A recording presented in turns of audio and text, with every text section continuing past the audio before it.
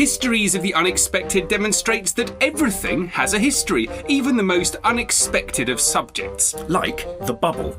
Or clouds. Or the scar. Or the paperclip. Or cats. Dust. The signature. Chimneys. Courage. Boxes. The itch. Holes. Dreams. Hair. Or mountains. Well, you can find out about all of these and so much more in our new book, Histories of the Unexpected. Or you can listen to our podcasts in your podcast app. And check us out online at historiesoftheunexpected.com. Have you ever had to apologise for being drunk, James? Oh, God, yes. You don't want to know. You don't want to know that. And also a historical issue. I certainly had to apologise to my mother when I was younger. Quite a lot. My father. When I was 14. I went. Ooh, yikes. We didn't want to. I had to clean out a car, basically. Yeah. Oh well. Yeah. So all of you listeners, have a little think back to what you might have done in the past, and apologise to yourself, or apologise to those people you need to apologise to. If you did not apologise at the time, it made this quite an uncomfortable episode to think about and write.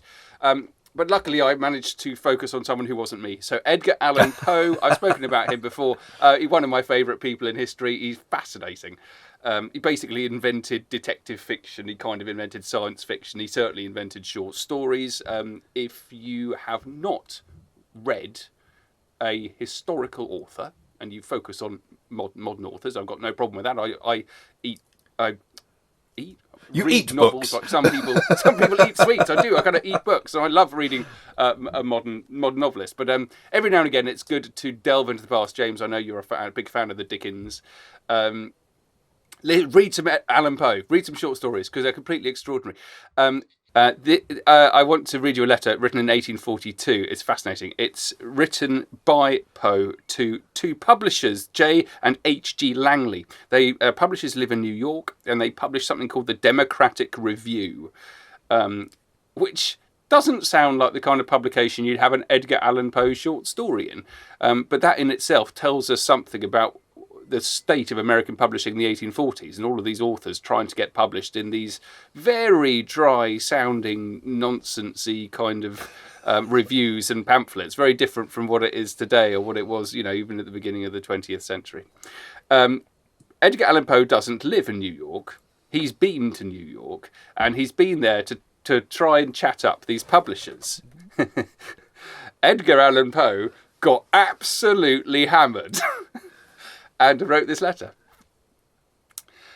Gentlemen, enclosed I have the honour to send you an article which I should be pleased if you would accept for the Democratic Review. I'm desperately pushed for money, and in the event of Mr. O'Sullivan's liking the landscape garden, I would take it as an especial favour if you would mail me the amount due for it, so as to reach me here by the 21st, in which day I shall need it.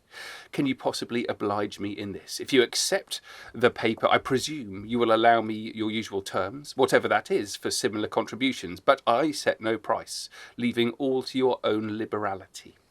Will you be so kind enough to put the best possible interpretation upon my behaviour whilst in New York? You must have conceived a queer idea of me, but the simple truth is that Wallace would insist upon the juleps, and I knew not what I was either doing or saying. The review of doors which I offered you was deficient in half a page of commencement, which I had written to supersede the old beginning, which gave the article the character of a general and introspective view. No wonder you did not take it. I should have been very much mortified if you had. I hope to see you at some future time under better auspices. In the meantime, I remain yours very truly, Edgar Allan Poe. So, it's a letter that's split into two. The first bit, he's begging for money.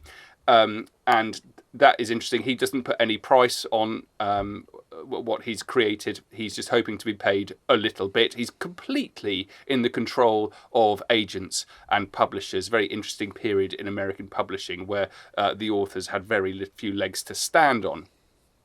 And the second stage, he's apologising, but he's only sort of apologising. Because what he does is he apologises about his drunkenness, but blames it on someone else. You must, what he said, you must have conceived a queer idea of me. But the simple truth is that Wallace would insist on the juleps. And the juleps is a kind of, it's like a very sweet alcoholic drink.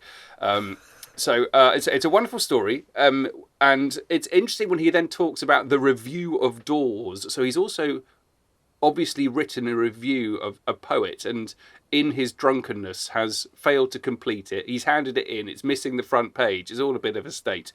So how do we use this? It's a lovely little letter, and it raises one question, which is about Poe's use and abuse of alcohol, which is also part and parcel of a broader story of Poe's use and abuse of opium, which in turn is interesting because he's become known as an alcoholic and a drug addict. But that's, I think, perhaps slightly unfair on the reality of how he actually went about his life. So it's more, I think, to do with the perception of historical creatives in particular, whether they're drug addicts, alcoholics. There are other criticisms you can level at them, and anti-Semitism, very common one, like Roald Dahl, Richard Wagner, another one as well, so musicians as well. And how do we fit that into our perception of people of the past, whether they're anti-Semites, whether they're drug addicts, whether they're alcoholics? And it certainly does affect the way people are perceived, and it affects our understanding and our interest, I think, in their creativity. It's also a fascinating period, as I said, into American publishing in the 1840s. It really does change, and authors are allowed to receive a bit more money for what they do. It was something I was personally very interested in, and a fascinating period in Poe's life as well. You have a extraordinarily creative person here, just scrabbling to survive and very much living on the edge. So for me, apologies in this case is all about real or perceived use of narcotics by creatives such as Edgar Allan Poe and the development of the American publishing industry in the 1840s.